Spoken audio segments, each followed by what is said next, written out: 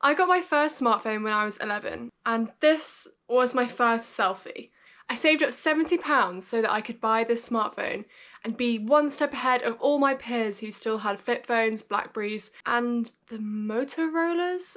Can't remember the names of them now. So since that day, for the last 10 years, I have been buying smartphone after smartphone after smartphone. Then in July 2021, I switched to a flip phone. You may have seen my video, which I made all about that. The Nokia flip phone changed the game for me. It meant I was completely free of social media in my pocket. I had so much more brain space. I didn't feel constrained to the device that had been taking me hostage since I was 11. So 9 months passed of me using my flip phone and my perspective on phones changed massively. There are a few main drawbacks from using this flip phone. The usability was pretty awful. It did have 4G and Facebook and WhatsApp and Google Maps, but the function of these apps just wasn't actually useful because of how much effort it took to even use those apps on that device. As a result, over the last 9 months, I found myself using my laptop to compensate for things which I would just have previously used on my phone. So I knew that the flip phone wouldn't work for me long term. It worked for the 9 months that I was just at university finishing my degree,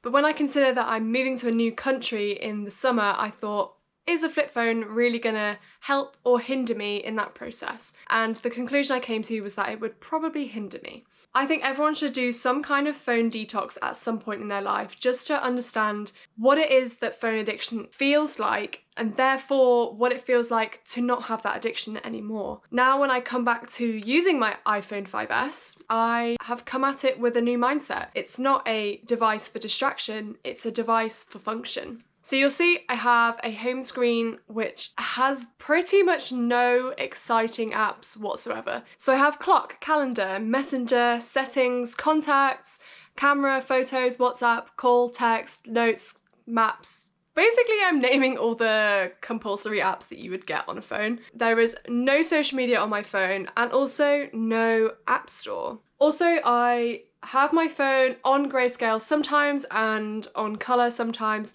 I've set it so that it's the triple tap switch. So if, for example, I want to take a photo in colour, I will switch to colour, but most of the time I use it in grayscale. The few non-conventional apps I have on my phone are Messenger, because I use that to text my friends all the time. And when I had my flip phone, I would go on my laptop to text people on Messenger, which is just really backwards. So I knew that Messenger was going to be something that I would definitely include on my new phone. BBC weather, again, I would go on my laptop to check the weather. You're probably thinking, just look out the window. I'm someone that really likes to be prepared for the weather, and if it's going to rain, which it very frequently does in England, I want to know about it. Weather, great app. Podcasts. So when I had my flip phone, I had an app called Pod LP, but the amount of podcasts that were on it were very limited to only the few that are popular, and there are a few small creators that I wanted to listen to podcasts on, and again, I had to listen to it on my laptop. So I've really enjoyed having podcasts just to listen to, entertain myself a little bit, and because it's just audio, I know there's kind of screen time, but it also feels like less of a screen time and more like just listening to the radio. I found over the last 9 months that I didn't necessarily need music. A lot of people are like, damn, I need music, but like for some reason, I just didn't need it. I quite enjoy having the silence to process my thoughts and think about life. Sounds really deep. Sometimes I just need the space to just think. Listening to music all the time prevented me from doing that, and I would just challenge you to think about that too, if that may be you. But obviously, because this is an iPhone, if I really wanted to, I could download Spotify, or I could download the music app and put music onto my iTunes. That might be something that if you're trying to minimize your iPhone, that you might consider a necessity, but for me, that wasn't the case. Camera and photos, kind of obvious. My flip phone's camera was like 2 megapixels and I only took pictures on it to laugh at how bad the quality was. Reminders and notes, I actually use occasionally. I'm very much a sticky note to-do list kind of person, but sometimes it is just helpful to have Google Maps. Okay, I have used SatNav a few times since having my iPhone back and it has been great. I've got less lost in my car. Did I learn a lot about driving and navigating on my own without it? Yes. But do I need to make my life difficult if I've already got a tool that makes my life easy? No. So Google Maps is back.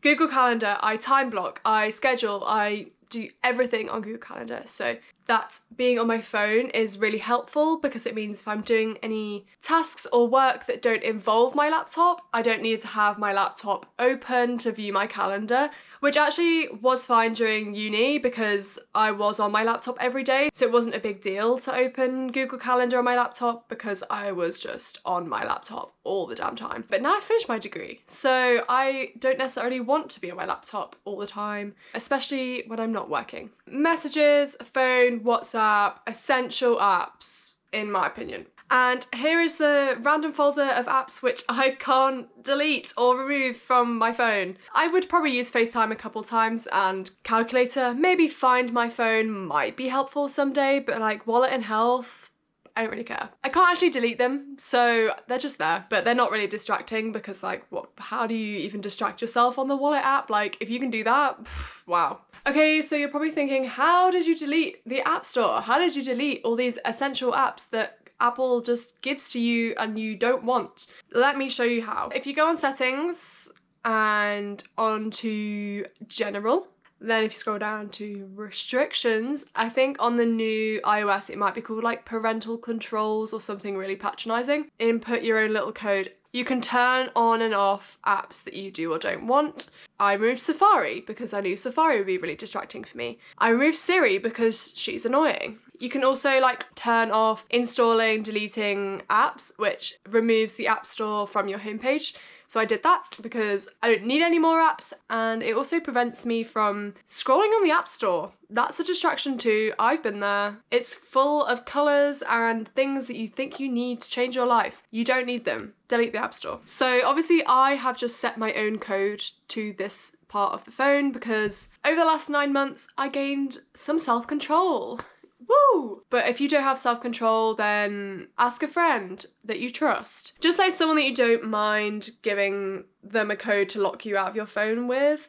Or just set it yourself and learn self-control. And another thing to note is that basically, because this iPhone 5S is on iOS 11, I know, pretty ancient, I actually can't download social media, which is very positive. So even if I wanted to download them, I can't. But to be honest, for me, the iPhone 5S was an upgrade from the flip phone, so I have no issues with it at the moment. But maybe in the future, I will have an upgraded phone and use apps like the banking app or a travel app of some kind. I know there are lots of apps out there that are really functional. Maybe downgrading to an iPhone 5S is not functional for you because you use those apps functionally. If so, just keep your own iPhone or keep your Samsung, Sony phone, whatever phone you have, and just basically cut down on what you have already and enforce these restrictions onto your phone so that you can use your phone as a tool. So yeah, let me know if you're gonna try this. I know this is a lot more accessible to people who already have smartphones